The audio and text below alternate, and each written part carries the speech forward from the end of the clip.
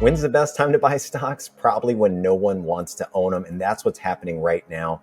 Today, we're going to be looking at some of the best oversold stocks to buy now, in my opinion, for the fourth quarter. And look, there are a couple of reasons to believe that we could be setting up for a big rally in Q4.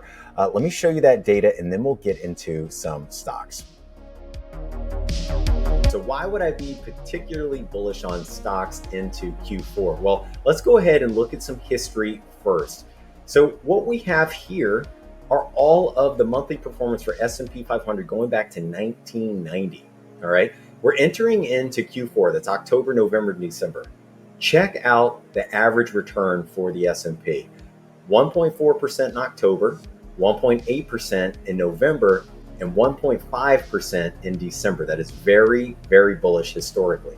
But what's unique about this year is we are in a midterm election year. So let's just see how historically, going back to 1990, Q4 tends to shake out. And the returns actually get better. October gains an average of 2.5% and 2.4% in November. So that alone is very, very bullish.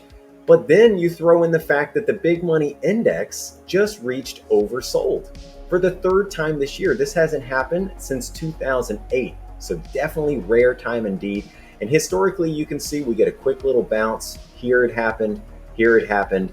Who knows what's going to happen here? But the setup is quite bullish. One more data chart for everybody. These are the historical times that the BMI has been oversold. So look. Your 1 month gain, 3.1% on average, 3 month gain, 5% on average, 12 months later, 15%, and 24 months later, almost 30%. Now, the one time where this really didn't work was in 2008. So keep that in mind, but all other instances, it paid to be bullish whenever the market was oversold. So what do we have? We've got an oversold market, right? That is super rare, and it tends to be very bullish for stocks. And then we have Q4, which tends to be very strong for markets. And then when it's a midterm election year, it's even more strong, right? So there's a big setup right now, at least based on history, that we could be looking at a big rally. But remember, none of this is personalized advice. Do your own research. But now let's go ahead and look at some stocks.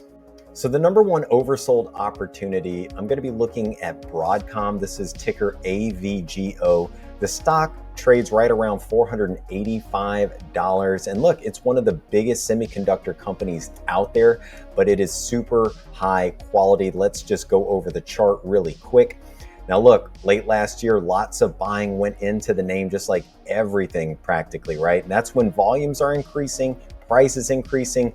That is indicative of institutions getting involved in the shares. But we all know that we're in a bear market, so everything has been sold into oblivion, including great companies like Broadcom. But if you look longer term, that's really what you should be doing as an investor, is you want to be looking for a few things. One is institutional support, great technicals over the long term, and great fundamentals. These blue signals indicate those three traits. And when you start to see multiple signs and multiple signals in the same stock year after year, it might be leading you to quality. So let's look at some of these fundamentals really quick. If you're going to look at a stock, you should understand the numbers. But check this out. The 1 year sales growth is 15%. That is very, very solid.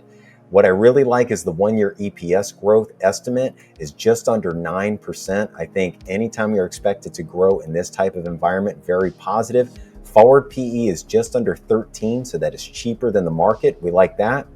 And technicals, that's where it's going to get dinged.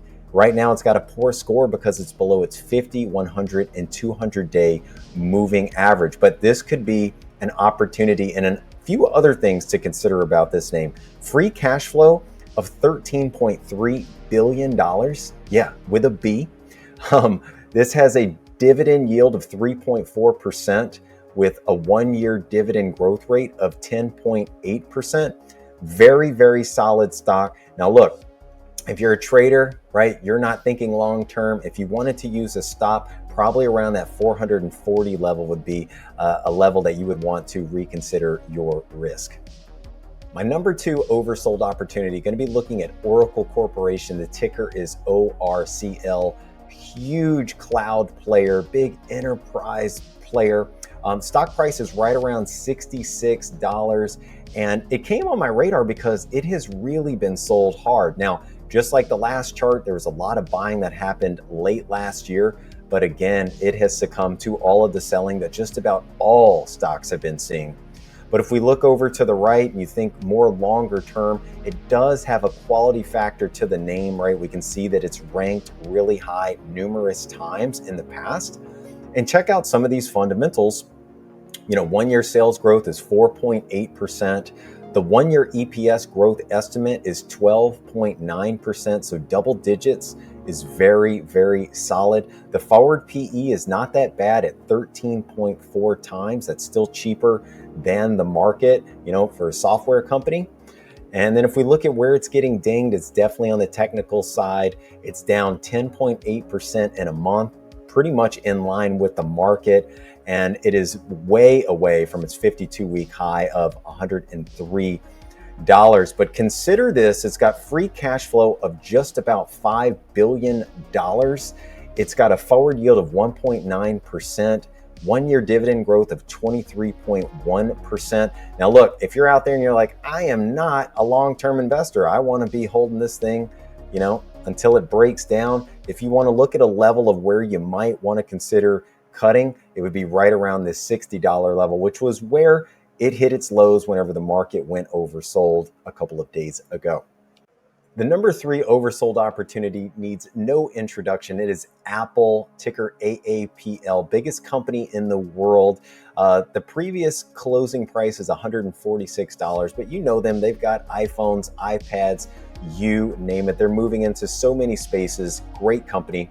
And look, they've been sold just like every other company out there. But if you look at the longer term trajectory of this stock, it has been just an outstanding performer. So I think on these pullbacks, this could be a potential buying opportunity if you're thinking more longer term. Now check out some of these fundamentals. 1 year sales growth is 33%. 1 year EPS growth estimate is still positive 5.4%. Got a very solid profit margin of 25.9%. It is a little expensive with a forward PE of 24 times, but again, very high quality company. They make so much money.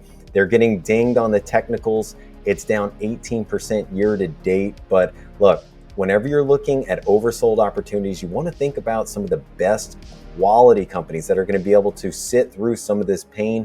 And I think that Apple is going to come out the other side just as strong as they have always been.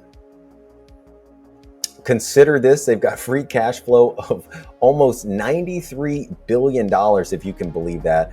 Unbelievable. Forward yield of 0.6%. The 1 year dividend growth is 6.9%. Outstanding company just all around. Now look, if you are a trader and you're not thinking longer term, if you want to look at a potential stop area, consider $131 as an area to reassess your risk. Number four, we're going to be looking in the discretionary area. This is Lowe's companies, tickers LOW. The stock price is right around $200. Full disclosure, I do own this in a managed account, but just a great company. Anytime you need to do home repairs, do anything around the house, you're probably going to Lowe's. Now, what I like about this stock is it did see a lot of selling, right? Everybody's worried about the housing market and mortgage rates and all that, but we are starting to see some relative strength in Lowe's, and recently the action has been on the buy side. Now, if we come over here to the right, it has definitely seen a number of times where it was a high ranking stock, so we do like to see that. But let's look at some of the fundamentals really quickly. Look at this, 3 year sales growth is just under 11%. Double digits is very strong. 1 year EPS growth estimate is 7.3%. Profit margin, 8.7%. Forward PE, just under 15 times, so a little bit cheaper than the market. And of course, it's getting dinged technically because it's been 299 days since it made a 52-week high. But consider this, free cash flow, $8.2 billion, yep, with a B. It's got a forward yield of 2.1% with 1 year dividend growth of 30%. Now, if you are, a trader, you're not thinking long term, consider reassessing your risk at a price of 182. That puts you right around these levels, so the recent low in Lowe's.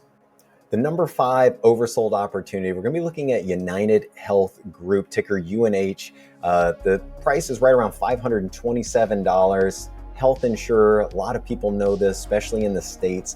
Great company. It's very defensive. No matter what goes on in the economy, we do have to have healthcare. Full disclosure, I do own this in personal and managed accounts, but this one is not going to show as ugly of a chart as some of the other names that we've looked at earlier. Healthcare just tends to perform when people are worried about recessions and fear. So the stock is actually holding up relatively well. But if we look over the long term, very big uptrend. I think on a pullback, this is one of those, rare opportunities in a high scoring name. And let's look at some of these fundamentals. 1 year sales growth just under 12%. 1 year EPS growth estimate at 13.5%. The company just recently announced that they are going to have very strong numbers. They had great guidance. And you can see on the technicals, they're getting a good score because they're trading near a 12-week and 52-week high.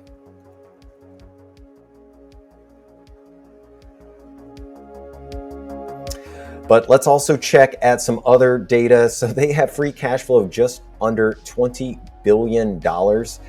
They have a dividend of 1.3% and 1 year dividend growth of 15.9%. Now, look, if you say, I am a trader, where's your level where you could potentially reassess risk? I think it's going to be the $490 level. Markets are oversold, but there are still opportunities. And keep in mind that this tends to be a great time for stocks, right? Q4 tends to be a very bullish time for markets. You add to it, it's a midterm election year, and the seasonal tailwind is even stronger. Remember, none of this is personalized advice of any kind, so do your own research. But there are opportunities when no one wants to own stocks. You guys hang in there.